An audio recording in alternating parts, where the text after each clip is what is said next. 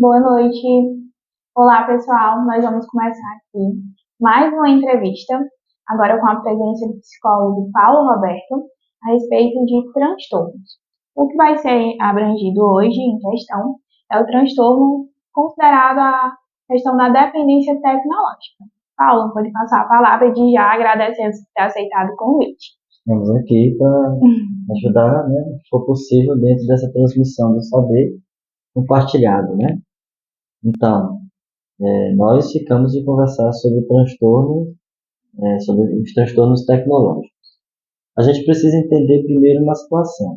O DSM, ele muda a nomenclatura quando ele mudou a edição, trazendo um novo olhar na questão do transtorno em si, né?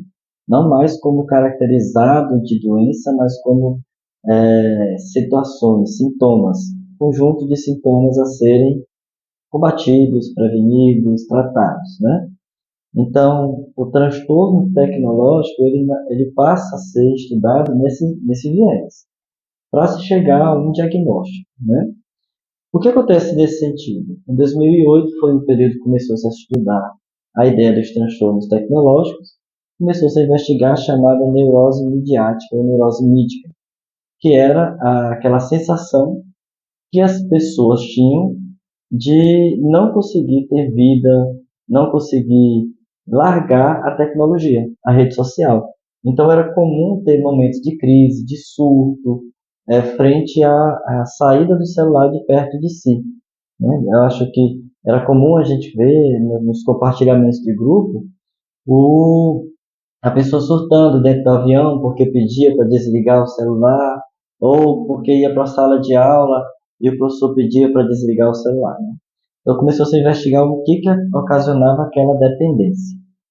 O que se chegaram a algumas conclusões, né, até hoje, desde 2008 até agora. Os transtornos tecnológicos eles sempre têm como base um outro transtorno anterior, geralmente caracterizado pela ansiedade, pela depressão ou a fobia social. Pode ter uma outra situação? Pode, mas o ponto que mais tem ocorrido, né, com maior prevalência, esses transtornos estão associados a pessoas que já convivem com ansiedade, com depressão e com a fobia social, né?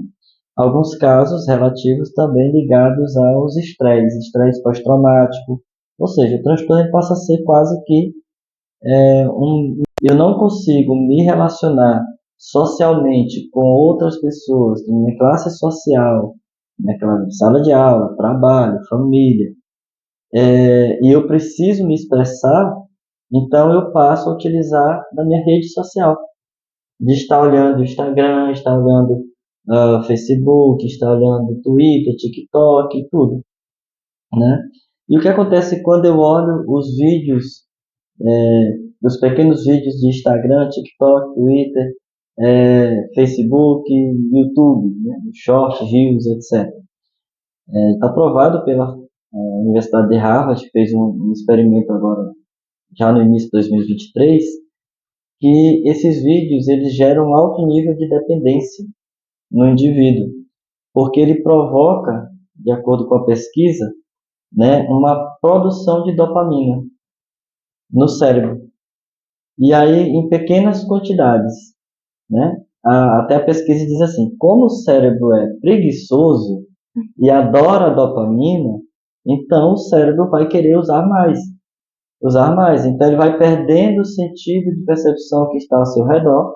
Né? Como você está olhando o vídeo aqui, você não vê que está nada acontecendo aqui de atenção ao seu redor. Então, quando a gente vai ao restaurante, você vê várias pessoas olhando pequenos vídeos. Eles não estão conversando, eles não estão interagindo, eles estão simplesmente vivenciando ali. E quando chega um colega toma um susto, né? Caraca, chegou, tu já chegou, já, né? Então, esse susto é aumento da tensão provocado pela dopamina. O cérebro está provocando cada vez mais a produção de dopamina. Isso provoca o quê? Perca de noção de tempo.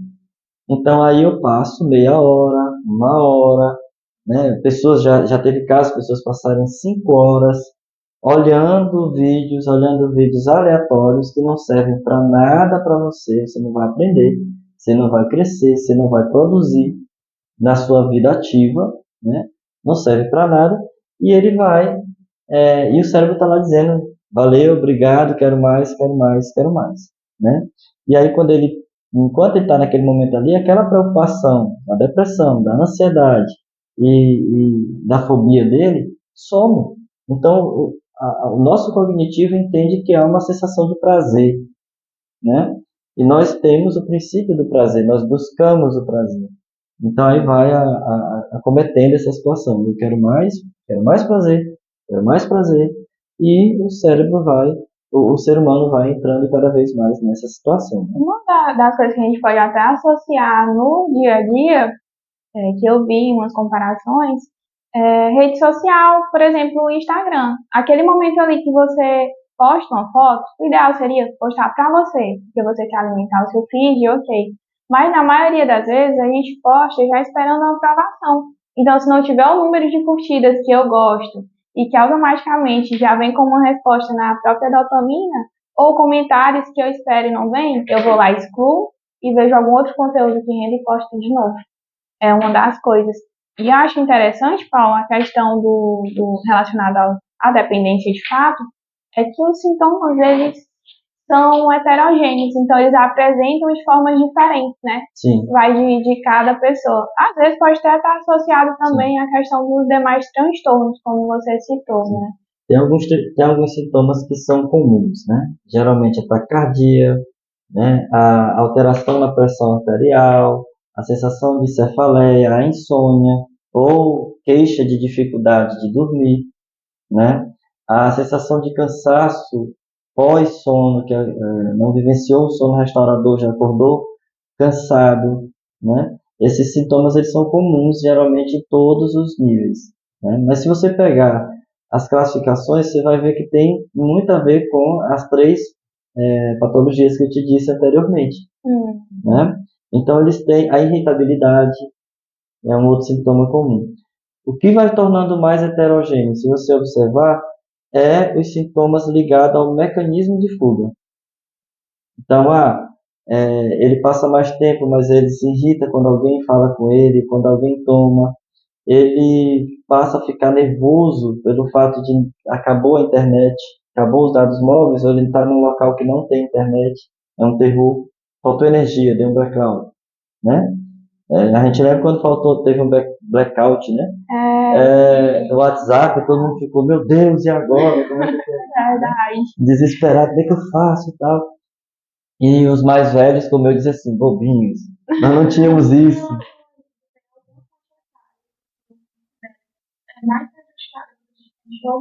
Tem, né? Eu até fiz uma pesquisa a partir do convite de vocês para verificar realmente essa questão dos dados das pesquisas que vem acontecendo.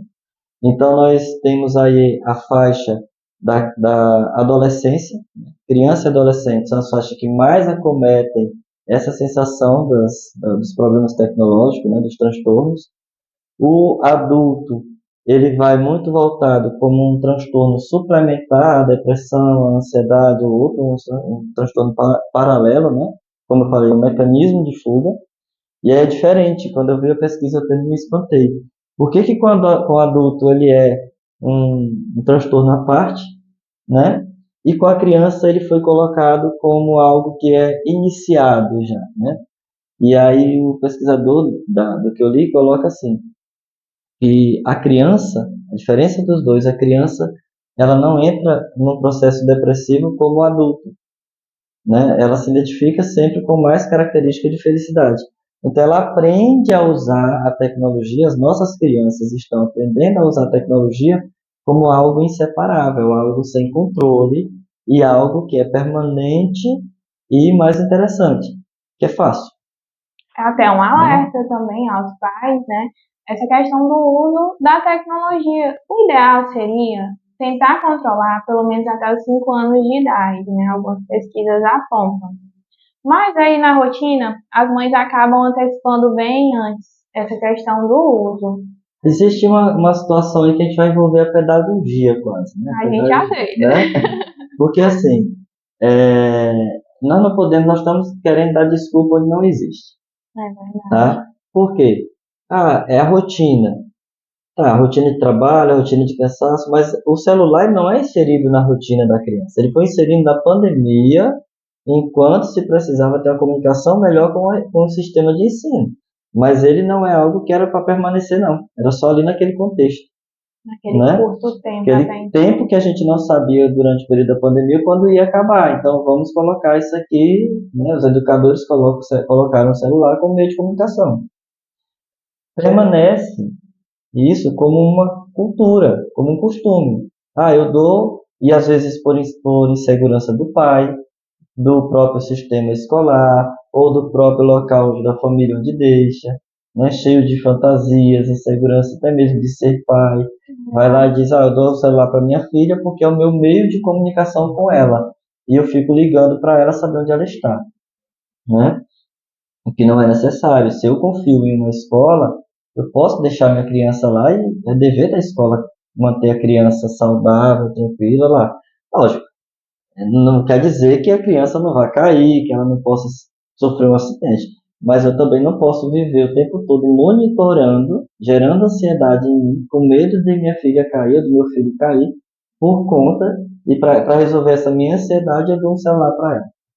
Outro ponto, a sociedade está tendo uma rotina de vida, lógico, muito alterada, muito exacerbada, né?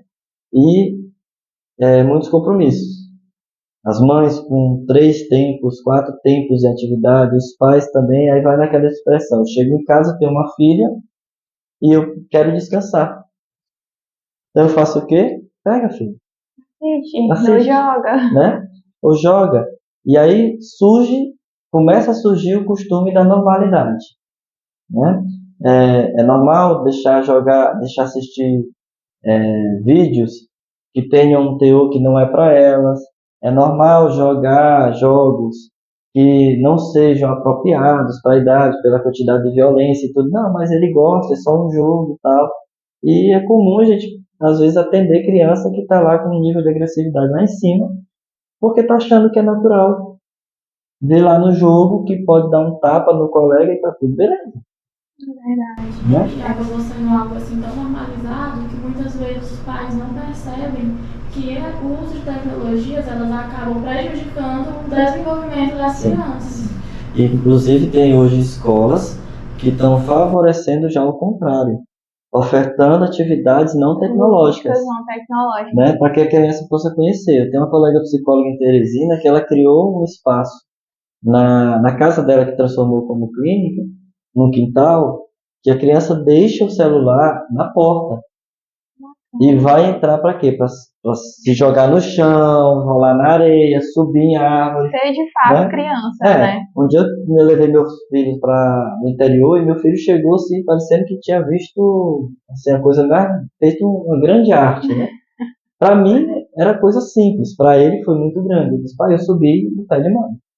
Meu Deus, Que bacana, cara. Então, a gente está criando uma sociedade que ela está vendo uma realidade que, assim, é muita realidade tecnológica que é frágil também no lidar.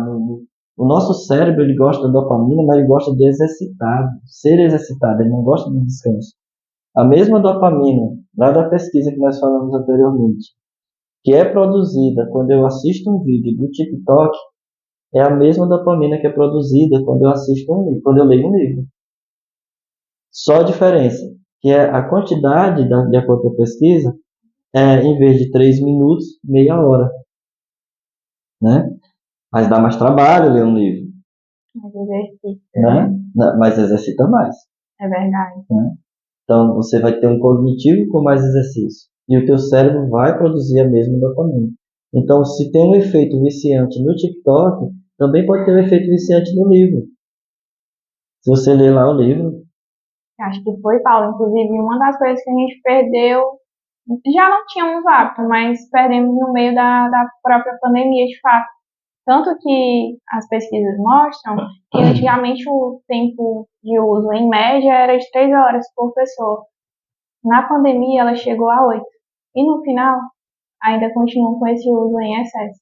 Então, o ideal mesmo é até 2 horas, a gente sabe. Mas entra uma questão ou outra, às vezes no dia a dia, como você falou, ela ocupa um determinado tempo. E aí, o que eu vejo também num público idoso, por exemplo, na minha casa tem um exemplo, meu pai, às vezes, ele acorda 2 horas da manhã, ele sente a necessidade de assistir, porque na cabeça dele ele não vai conseguir dormir mais. Então já ativa o cérebro, né? E aí termina causando a tão E aí ele temida criou um insônia. hábito. Ele criou um hábito. Eu tenho que acordar e ele criou um pensamento central, cognitivo, né? Ah, eu tenho que acordar e eu não durmo mais, então eu vou assistir televisão. Eu vou assistir o celular. Já tá aqui do ladinho, pego, né? E aí é um ponto interessante que você fala. O uso excessivo não é o transtorno tecnológico. A gente tem que diferenciar isso. Como eu vou, na verdade, conseguir diferenciar de fato? Quando isso te manifesta respostas alteradas de comportamento quando você não tem esse recurso. Então, você gera ansiedade. Por exemplo, quando eu não tenho esse recurso. Né? Você vai fazer uma viagem daqui para Teresina, em determinado ponto acabou tua bateria. Você ficou sem o recurso. E aí você começa a ficar ansioso. Ansioso, taquicardia, tal.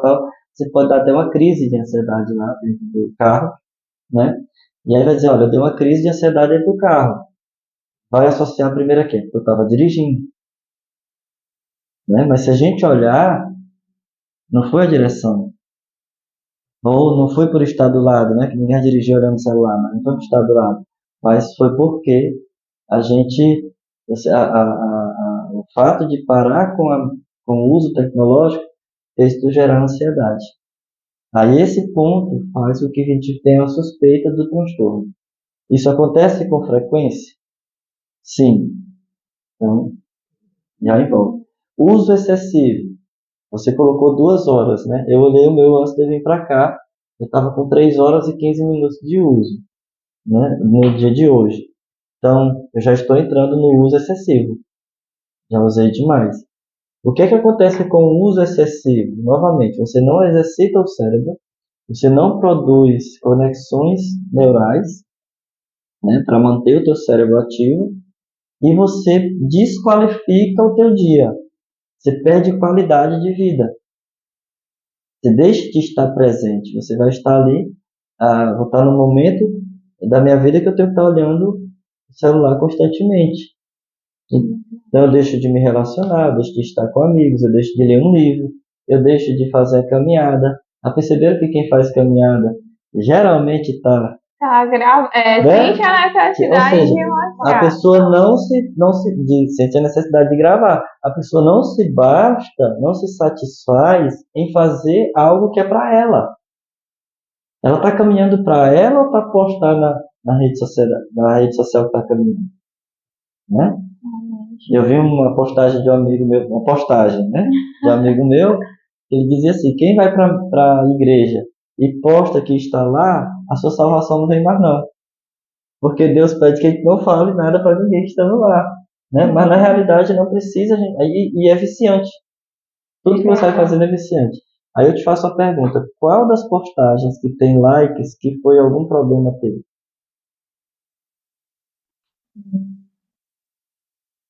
Então, a mudança de padrões, né? Então, isso é necessário a pessoa ter uma consciência desse uso. É necessário a pessoa entender que não vai adiantar fugir para a rede social que não vai tratar nenhuma das três problemáticas que a gente viu anterior, nem mesmo o próprio transtorno que está em estudo. É necessário ela gerar uma mudança de hábito. O seu pai, por exemplo, que você colocou como exemplo, ele vai ter que gerar uma mudança de hábito, né? Talvez, como ideia, né? Como ele não posso falar muito, porque não tenho essa anamnese dele, né? Só o fato em si. Mas em vez de pegar o celular, ele pode levantar, beber água e voltar a deitar.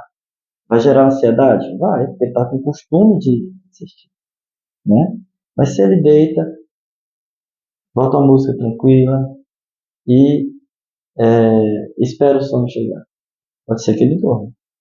Se ele faz hoje, faz amanhã, faz depois, ele pode ter uma rotina voltada do sono Eu novamente. até vi essa questão. Tem gente que hoje em dia, e pagam bem, spa para fazer exatamente essa questão do detox tecnológico. Sim. Ou seja, elas deixam de mão, nos primeiros 5 dias ali geram as questões de ansiedade a um grau altíssimo. Digamos que elas fazem o desmame desses equipamentos. Sim, E tá ficando cada vez mais frequente a procura, né? sim, porque ele é considerado, né? A tecnologia hoje ela é considerada como também um vício, como se fosse uma dependência química, né?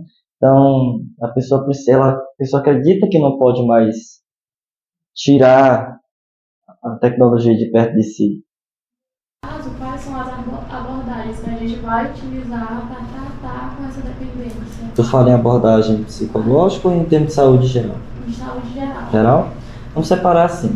A pessoa precisa criar um mecanismo de desintoxicação, né? Quem pode vai lá para as clínicas de detox, tem todo um aparato de profissionais que irão atender. Isso distante nos grandes centros, né? E nós aqui, o que podemos fazer? Então, existem alguns passozinhos bacanas, né? Primeiro que hoje existem aplicativos que você pode bloquear seu celular para tudo, né? Eu vou trabalhar de 8 às 12. Então, nesse horário, eu vou programar meu aplicativo para bloquear o celular, ele não vai me notificar nada, ele não vai me servir para nada. Nem deixe eu mandar mensagem nem receber. Meio-dia ele libera, né? Então, tipos de aplicativo assim. Crianças e pais. Hoje já existe até o próprio Google, né? Tem o Google Family, que é um aplicativo que o pai pode bloquear o celular do filho, né? Mas o mais importante é você, primeiro, entender que a qualidade de vida ela não vem fácil, ela vem por esforço e repetição, e persistência e constância. Segundo, você pode começar a criar uma rotina aos poucos. Então, eu quero diminuir o uso do celular, então eu vou passar a ler um livro, a fazer minha caminhada sem o celular, É né? válido. Ou vou para academia sem o celular. Eu vou começar a determinar horários, às vezes, para conversar com determinados amigos, para que eles entendam que eu tenho minha rotina, a gente tem que aprender a dar não. A gente tem que aprender a dizer para as pessoas, ó, nesse momento eu não estou disponível, né? Não é na hora que você manda. E começar a gerar novos hábitos, chamados hábitos saudáveis. Lógico, exercício físico, um bom acompanhamento, às vezes, médico, né? Procurando verificar se não existe aí sintomas depressivos, se não existe uma ansiedade generalizada por trás. E aí, às vezes, pode precisar da medicação também para ajudar, e de terapia, para dar suporte. No caso, qual vai ser a medicação que vai ser utilizada? Vai depender da patologia que iniciou, né? O psiquiatra, tratar a causa para depois tratar o transtorno. se eu trato a causa, eu estou tratando o transtorno. Se eu modifico a causa, se eu trato a ansiedade dele, eu estou tratando o transtorno dele. Porque no momento que ele conseguir controlar essa ansiedade, ele vai ter um hábito de vida, que a ansiedade ela é intensificada com a mudança de vida, ele vai ter um hábito de vida que está associado ao transtorno, né? Então, quando você vai lá no consultório, por exemplo, eu te digo assim, quantas horas você usa o seu celular? Você está lá dizendo que está com ansiedade, isso aqui está atrapalhando a sua vida. Aí você diz para mim, olha, Paulo, eu olhei aqui 6 horas por dia. E o que tá, vamos reduzir? Amanhã tu usa só 5 horas. Depois de amanhã tu... E eu vou fazer o que nessa hora? Né? Que hora mais você usa? E a gente faz um rastreamento do comportamento do indivíduo. A pessoa tem que ser muito sincera e muito detalhista, né? Para dizer para a gente, olha, eu uso em tal hora, eu chego na minha casa, janto, deito no sofá e começo a olhar o celular. A ver vídeos, a postar no Instagram, a curtir os amigos, né? Porque virou um meio de comunicação também, eu tenho que curtir meus amigos, ver se está tudo bem, a conversar um com o outro, tal. Aí, dali 8 horas da noite, você fica até que horas? Até 1 da manhã. É esse espaço de 8 a 1 que a gente vai conversar. Por quê? Porque aí a gente, como terapeutas, nesse sentido, vai te chamar para uma modificação de hábito. Que tal ficar só de 8 às 10 e de 10 horas até a hora que você conseguir dormir, a gente entrar com um processo de rituais, entre aspas, do sono. Vai ser como? Uma luz amarela. A luz amarela ela intensifica como se fosse a sensação de sono, devido à questão de Mais dopamina, uma vez a noradrenalina, dopamina. por conta do pôr do sol. E nós antropologicamente já temos uma noção de que quando aquela luz amarela do sol está chegando, e floreando, por exemplo, principalmente, fica bem, bem amarelo, né? Dá sono, A hora de né? recolher, digamos Isso. assim. O depressivo, por exemplo, a gente tem o chamado eclipse da meia-noite, eclipse do meio-dia, no caso, né? Que são os momentos em que a pessoa mais manifesta sintomas de depressão. Meio-dia e 6 horas da tarde. Por que 6 horas? Por conta do pôr do sol, aquela sensação nostálgica de que o sol está diminuindo, a cor amarela, o dia está acabando, está entrando a noite, né? Então, se eu coloco uma cor amarela, em vez de eu ir olhar o celular, eu desligo o celular, guardo, eu volto para carregar, faço alguma coisa ali, mas não vou mais pegar nele até o dia seguinte. E vou fazer uma leitura, vou, de acordo com o nutricionista, lógico, né? Tomar algum lanche, alguma coisa noturna que for preciso. E ali eu crio um ritual que eu vou me preparar para dormir. Vou para minha cama. E aí sempre orienta a não olhar celular na cama, a não ter televisão no quarto para não olhar, fazer da cama o sofá, no caso, né?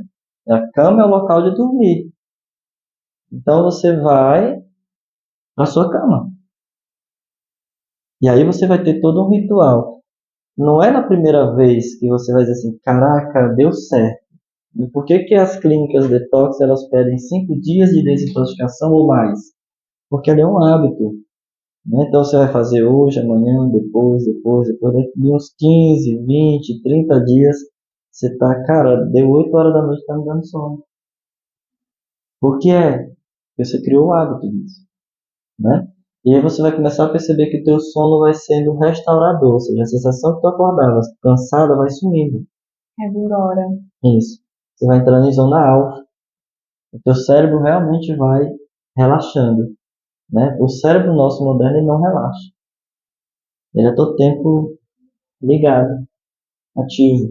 Então a gente, para evitar, para sair do transtorno tecnológico, nós precisamos largar a tecnologia. Nós precisamos criar novos hábitos. Nós precisamos, no caso das crianças, intercalar. Os pais podem criar horário para os filhos. Né? Eu tenho 3 filhos. Eu tenho um de 11, um de 9 e um de 4 anos. Eles usam tecnologia? Usam. Na casa, eles pegam o celular no horário que a gente determina, estipulado. Televisão, eles vão assistir YouTube, isso aqui, podem assistir. Horário estipulado. 9 horas da noite, desliga tudo, hora de dormir. Aí tem um ritualzinho nosso para dormir. Eles vão dormir. Você disse que pais estão dando com 5 anos. Eu vim dar celular para meu filho agora, com 11 anos. Né? E eu disse para ele, olha, você merece agora um celular. Por conta de estudo mesmo. Por que eu fiz isso? Porque esse meu filho, eu inseri um hábito nele de leitura e ele leu, por exemplo, no ano passado, 1820 páginas, a coleção do Harry Potter. Esse ano, ele já superou essa marca. Ele está lendo agora O Menino que Criou o Vento. Tem até um filme sobre isso. Né? E é um filme lá da África, tá, no Netflix, e ele está lendo o livro. É o segundo desse mês. Olha, ele usa a tecnologia? Usa. Mas a favor, não contra. Não é que seja a favor, às vezes é contra, mas o que é que eu tento fazer na minha casa, né? Não é que seja exemplo, que ele não vai ter problema, ele tem seus problemas também com a tecnologia, né? Ele às vezes fica ansioso, às vezes fica irritado, mas eu como pai, não é porque é profissional da área não, como pai eu não posso permitir que meu filho só viva com aquilo ali, que vai satisfazer a ele. Eu tenho que inserir algo que faça com que ele cresça também. O de 9 anos odeia livro. Odeia. Pai, eu não quero esse negócio. Você vai ler esse livro. Leia 2 páginas para mim por dia. Só isso. Ele lê 2 páginas, a gente vai ler as 2 páginas. E aí ele vai construir. Né?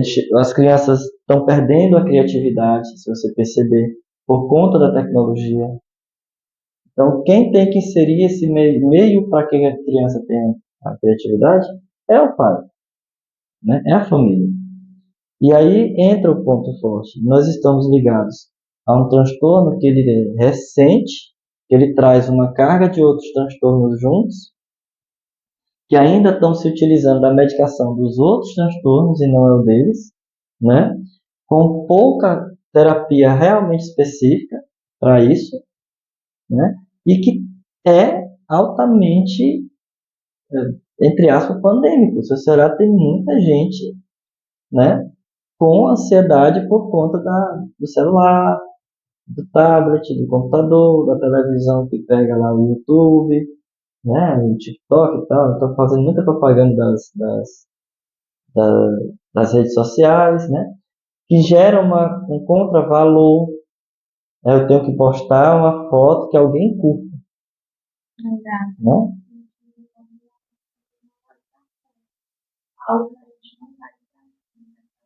Aí eu te pergunto, é validação de quê? De carência. Tem sim, é a validação de carência. O que é a carência? Eu não gosto de mim. Eu não estou achando ponto em mim que me satisfaça, que me faça sentir bem, que me faça sentir feliz, então eu vou pedir para os outros acharem. É uma carência. Então, eu vou botar uma foto, se alguém curtir, beleza, estou gostando porque estão me vendo bonito. Mas você está se vendo? E interessante que quando a gente supre a carência, a gente não precisa da validação dele. É verdade. Ele basta. E é a melhor coisa que tem. Porque aí você se desprende um pouco de tudo, de fato. Eu digo isso porque no meu terceiro ano do ensino médio, eu evitava o uso de fato desses aparelhos, né, tecnológicos. E aí, a qualidade de sono, 9 horas da noite eu já estava dormindo. Eu tinha a rotina de acordar às 6 horas da manhã, mas acordava super bem. Consegui estudar, consegui organizar meu tempo. Quando eu comecei a trabalhar, para mim esse tempo diminuiu, porque eu chegava do serviço, eu ia direto pro celular. Sentia a necessidade de, por não estar pegando ali durante o tempo trabalhado, que eu tinha que suprir todo aquele tempo perdido de alguma forma, depositar ele em rede social, a ponto de não ter nem diálogo dentro da própria casa. E aí, em reuniões em famílias, já chegou o tempo da gente ter que desligar o Wi-Fi, porque sentava numa mesa, ninguém falava uma palavra. E aí mostra falta do autocontrole, né? Eu fui convidado uma vez para uma turma, dava aula no curso aí, fui convidado pela turma para uma confraternização. E aconteceu isso, nós chegamos lá, eu era o único que estava sem o celular e olhava assim todo mundo. Alienado. Não, e eu pergunto, gente, bora conversar. E, professor, nós estamos conversando. Aonde que eu não estou vendo? Aqui, ó. Aí tinha o grupo do grupo, tinha o subgrupo, tinha um falando mal do outro. Gente, bora falar aqui no aberto aqui para que eu possa participar, né? Então a gente tem uma crença de que isso é bom. Mas a nossa carência por nos satisfazer, por fazer coisa que a gente gosta, sem precisar do aval do outro, né? É neurótico isso, doentio. Eu preciso da aprovação do outro. E se você olhar, essa aprovação não é só no Instagram, na rede social, não.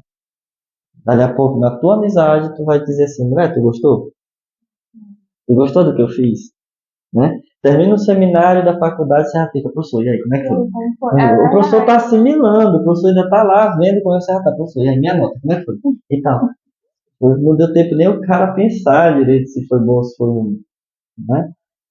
Fora as carências emocionais, né? A ausência, a sensação de ausência. Você está ali conversando com toda a sua família, mas você está percebendo que está ausente, que está distante, né? E aí a gente tem que ter esse cuidado com o transtorno tecnológico. Ele pode ser algo criado a partir do uso da tecnologia, como nós estamos agora. E aí vamos entender, a tecnologia também não é o vilão da história, né? Ela não é a causa de ser vilão da história, não é isso. O uso excessivo da tecnologia é que provoca isso. Então não é que eu não possa assistir uma rede social, ver, eu estou cansado, tive um dia estressado, eu quero dar uma olhada aqui. Não tem problema, não tenho mais nada para fazer, quero olhar. Ótimo, eu vou olhar. Mas eu posso ir, às vezes, para o cais e sentar lá e ver o fluxo de pessoas, e conversar com um amigo, e tomar lá um suco, uma coisa olhando o pôr do sol. Bom, você vai me dar a mesma sensação de prazer? Vai. De descanso? Vai. Mas é uma escolha, é uma opção. Você também não precisa virar lá um anti-tecnologia, né? Mas a gente precisa ter um uso moderado dela. Esse é- e ela tem um lado positivo. Estou assistindo um podcast dentro de uma rede social utilizando a tecnologia, falando contra ela em alguns momentos, Inclusive. né? Inclusive. Mas isso é benéfico. Na pandemia foi benéfico para a educação, porque gerou comunicação e gerou um dado incrível. E não é educação aqui no nosso momento, mas gerou um dado incrível. Muitas pessoas não tinham celular para interagir, não tinham smartphone para interagir com a escola, né? A escola teve que se adaptar. Outro ponto, a, se a gente olhar a tecnologia no lado benéfico, né, ela promove a disseminação de conhecimento muito mais rápido, né? Então a gente tem muitos estudos em relação a isso, em relação ao que a tecnologia pode oferecer, também como benéfico. O que é que nós seres humanos, o que é que um acadêmico tem que fazer, quem está assistindo pode saber o que tem que fazer, e nós como pessoas que refletem sobre isso temos que fazer, moderar. Ah, não tá dormindo legal? Pois deixa eu desligar tal hora e fazer um processo. Deixa eu pesquisar como é que eu faço o processo. Deixa eu verificar se essa insônia minha, ela é esporádica, aconteceu lá por uma preocupação, ou sei lá, qualquer outra coisa, qualquer outro estímulo, né? Ou se isso é constante. Então, se for constante, tem algo errado. Pode ser uma ansiedade, pode ser uma depressão, pode ser.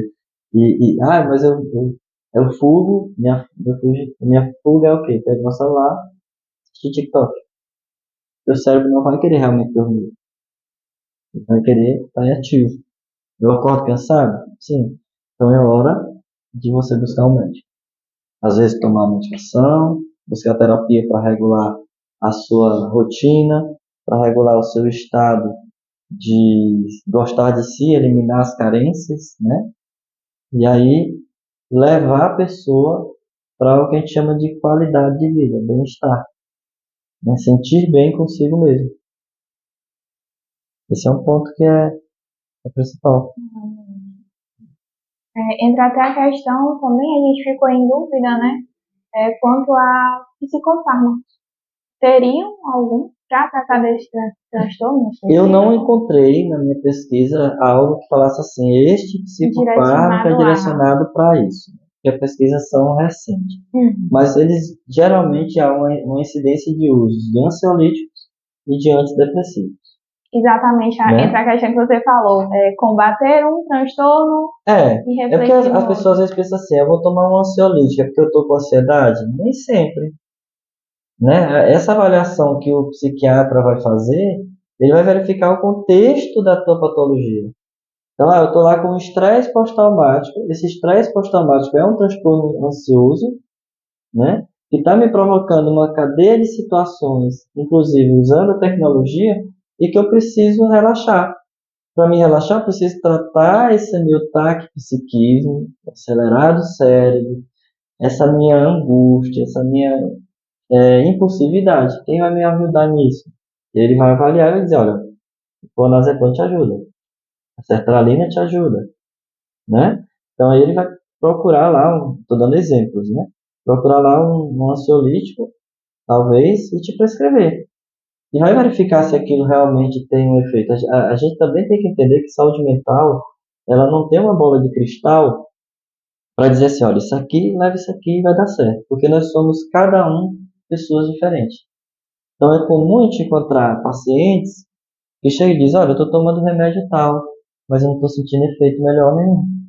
E a gente diz, olha, volte no teu psiquiatra, conversa com ele, talvez ele modifique para um outro remédio, às vezes não é nem o, a substância principal, às vezes é uma substância secundária que tem na medicação, ou a associação de medicações que ele está fazendo e não está suprindo efeito no primeiro. Né? Um está tirando o efeito do outro.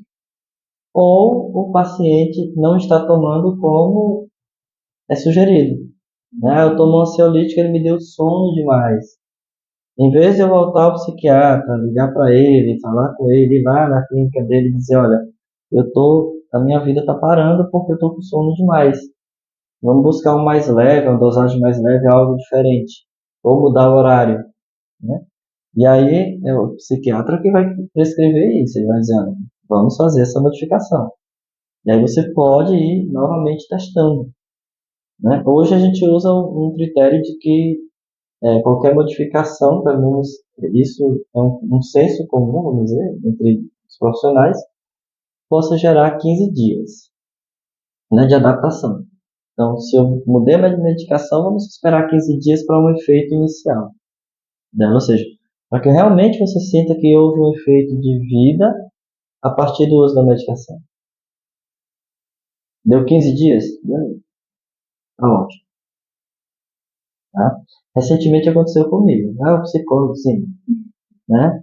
Devido à carga de trabalho que estava tendo excessiva, eu percebi que eu estava com insônia e eu estava fazendo justamente isso. Eu acordava, às vezes eu levantava, ia, bebia água, voltava, deitava e não pegava no celular.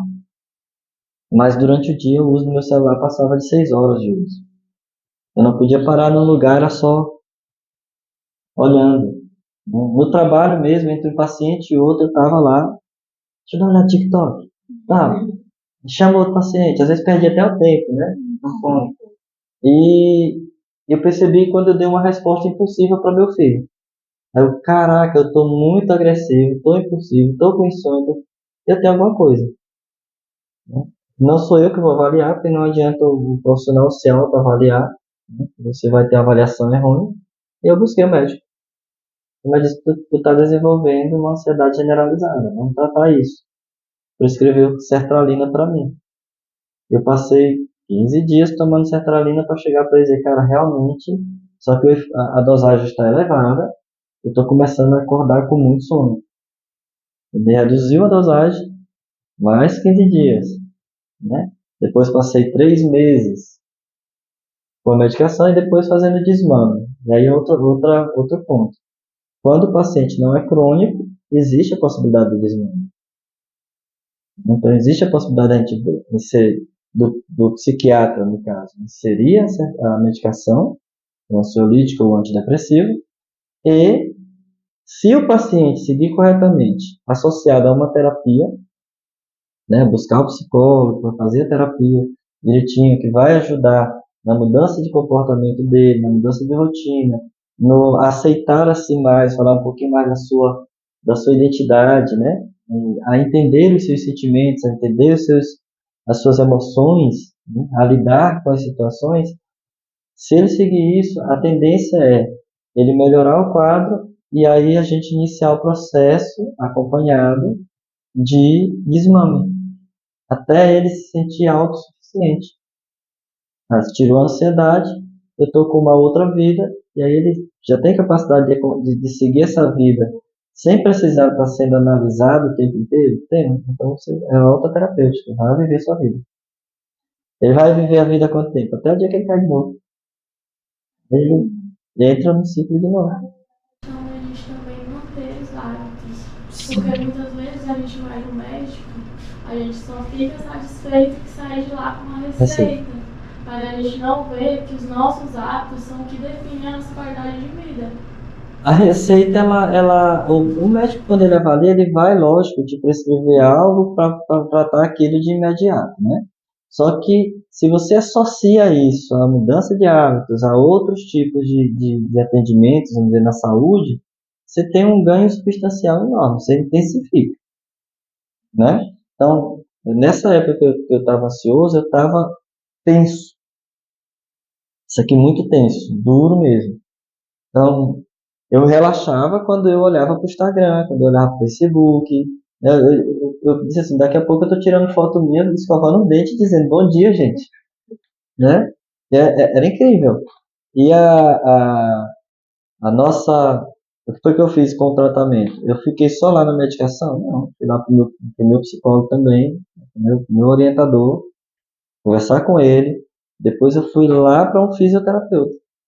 Cara, eu preciso destravar aqui o ombro, tá travado, tá duro, tá doendo, né? E tome massagem, e tome terapia, e tome fisioterapia mesmo, aquele choquinho, né? Massagem. e lá me dá exceção para relaxar. Então a gente tem que entender que a nossa vida ela é múltipla, que os nossos hábitos eles são diversos e que a saúde ela não é só um ponto. Ela é um conjunto multidisciplinar ou interdisciplinar, que somado só traz benefício. Né? Só traz benefício. Manter hábito não é fácil, não. Precisa de muita constância. Você malha? Nada. Você não vai à academia todo dia? Não. É hábito? Entendeu? Manter hábito não é fácil. Até porque nós temos áreas, o mundo ele é diverso, né? Não quer dizer que seja também uma coisa ali rígida. Mas se eu crio rotinas de vida que me levam a me sentir bem, tá ótimo. Então, por exemplo, ano passado eu vivenciei uma experiência de viver por semana. 52 semanas. O ano tem 52 semanas. Então, eu não marcava nada na agenda, a não ser a agenda de pacientes, né, que já é fixa ali, tinha uma marcando, mas nenhum compromisso antes do sábado. Então, se fosse no ano passado, você me mandar mensagem, olha, eu quero gravar na hora, para a próxima semana, e eu só marco o sábado. Né? Mas por que você fazia isso? Porque era uma tentativa da vivência de 52 semanas. Né? Era um programa que existia para dar qualidade de vida. Era viver cada semana uma atividade. Dava para fazer 100%, Paulo? Não. Porque o meu trabalho não vive as mesmas 52 semanas. Os meus clientes também não.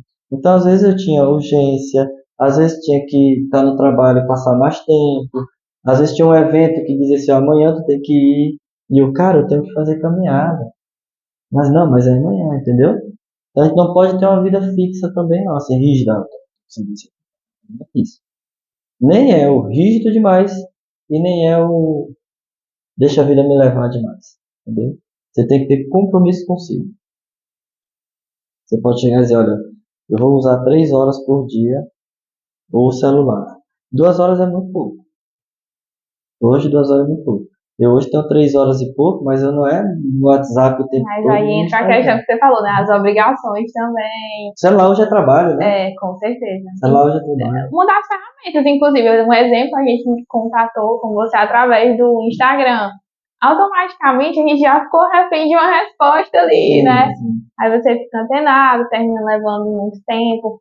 Acredito eu, dentro da sua profissão, dependendo dos conteúdos que você posta, geram dúvidas aí, essas dúvidas as pessoas vão até você e lhe perguntam por rede social, por exemplo, aí você já tem que tirar um tempo para responder direct. Na realidade, assim, eu particularmente, quando eu vejo que é uma dúvida, realmente, assim, eu botei uma postagem lá sobre algo, e a pessoa me fez uma pergunta sobre aquele tema, eu tento respondê-la ali dentro do tempo possível, né?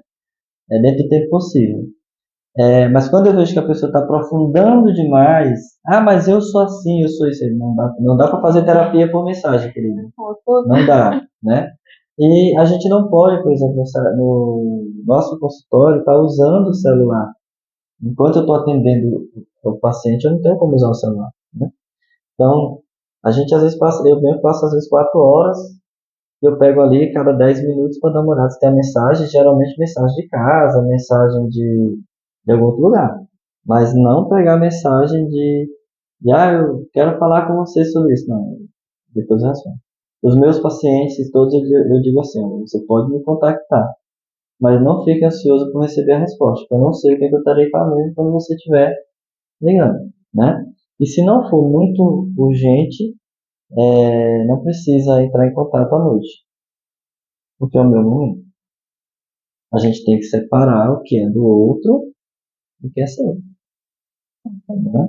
Então, eu demorei para te responder, né? Pouco, assim, mas eu estava num evento, né? No meio do evento, vocês falaram comigo, né? De Teresina que a gente estava.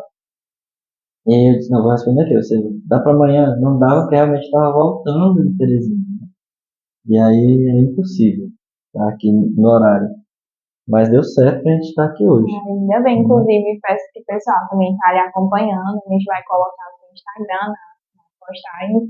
também teu trabalho é muito bacana. No finalzinho, até queria que você falasse um pouco sobre, tá? A questão das experiências. Fique à vontade, que esse É espaço é melhor todo fazer um seu. outro podcast. O assunto rende tanto, né, É, Paulo? mas vou fazer uma pequena apresentação, né? Eu não sou uma pessoa assim famosa, muito conhecida e tal, sempre levei minha vida tranquila. Eu sou psicólogo formado desde 2006. Eu já tenho 3 pós-graduações. Sou pós-graduado em psicopedagogia, em saúde mental, que foi minha primeira pós-graduação, né? Me levou a ser coordenador clínico do CAPS, daqui de Floriano, por um ano. E terminei recentemente em neuropsicologia, né? Já tenho mestrado em ciências da educação. Atualmente eu sou funcionário público de 2 prefeituras, né? São Francisco do Maranhão e daqui de Floriano. Aqui em Floriano eu atuo como coordenador da educação inclusiva. Estou coordenador desde março. É uma pasta que exige muita paciência, muita tranquilidade e é um desafio, né? Hoje lidar com a educação inclusiva. Esse é outro momento, né? Faço atendimentos clínicos também, na parte da tarde, geralmente nas quarta, quinta e sexta. Sou professor de ensino médio, né, de uma escola É aqui de tanta coisa. Floriano, professor de filosofia e sociologia e professor de pós-graduação, né? Fora isso, também sou empresário.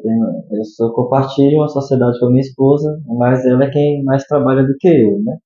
Eu sou acionista, eu só quero retorno. Nós temos uma confeitaria, né? E pai de 3 filhos, né? Você pode dizer assim, como é que você dá conta disso tudo? Às vezes eu dou, às vezes não, né? Mas é sempre tendo tudo dentro do seu horário, tudo dentro organizado ali para que possa acontecer, as coisas acontecerem. Eu vim perceber que eu estava na crise ansiosa justamente por excessos de atividades, né? Tipo, a pessoa pedia um atendimento 5 horas da tarde, era 4h30, né? E eu tinha que ir lá e fazer esse atendimento? Não necessariamente, mas eu não dava não. Não, fazia. No trabalho também, muita tarefa, né? Foi assim que eu assumi a coordenação, então toda transição ela é dificultosa, né? Hoje a gente tem uma responsabilidade muito grande, né, na coordenação. São 110 cuidadores, são 17 professores de AEE, são 40 escolas municipais, né, são mais de 600 professores municipais. A educação inclusive, por exemplo, são 596 alunos incluídos em sala de aula, né, ou matriculados na escola. Então, tem um leque muito grande, né, para a gente estar acompanhando. Mas eu fico feliz quando eu vejo o resultado. Então, quando eu vou, por exemplo, esse evento que nós estávamos ontem, era da educação inclusiva, nós levamos o único coral de Libras que existe no Piauí, que é daqui de Floriano, né? Um trabalho de professores que a gente acompanha, né? E o mais emocionante para mim não foi levar o coral, não foi ver as crianças lá, foi ver o olhar do público. Se você olhar no perfil do Instagram, quem puder olhar, tá lá o Reels que eu fiz, o pessoal filmando, o pessoal olhar, aquilo ali me encheu os olhos, né? Assim, poxa, que bacana. É você olhar uma pessoa surda entrar no shopping e ficar emocionada porque viu pela primeira vez uma árvore de Natal de mais de 20 metros. Uma criança carente que andou pela primeira vez em escada rolante, né? Então isso é gratificante. Isso, fora o trabalho, mas isso é o que gratifica, né? Então a gente tem todo esse trabalho sendo feito, né? É isso. A gente queria agradecer demais por você ter aceito o convite. Muito bacana mesmo a maneira como você abraçou esse nosso projeto. E aí, precisando, estamos também à disposição. E vale ressaltar, pessoal, mais uma vez, a validação de diagnóstico do profissional. Não usem a entrevista como um parâmetro para isso, por favor. É mais para tentar enriquecer um pouquinho essa questão, né, Paulo, para a Isso. pessoa se alertar. Informar mais, né? Só que o doutor Google, o doutor Instagram não resolve os problemas, não ajuda, né? E a gente está sempre à disposição. O que precisar, estamos aqui. Parabéns pela iniciativa. Eu também fiquei muito feliz ao ver isso. Eu adoro estar no podcast, né? Então, parabéns pela iniciativa de vocês. Espero que continuem, apesar de que o curso vai intensificar mais, mas eu desejo que vocês possam continuar. À medida que vamos exercitando fazer a coisas que a gente se propõe a fazer, mais fácil fica. Então não parem. Muito obrigada. Tá?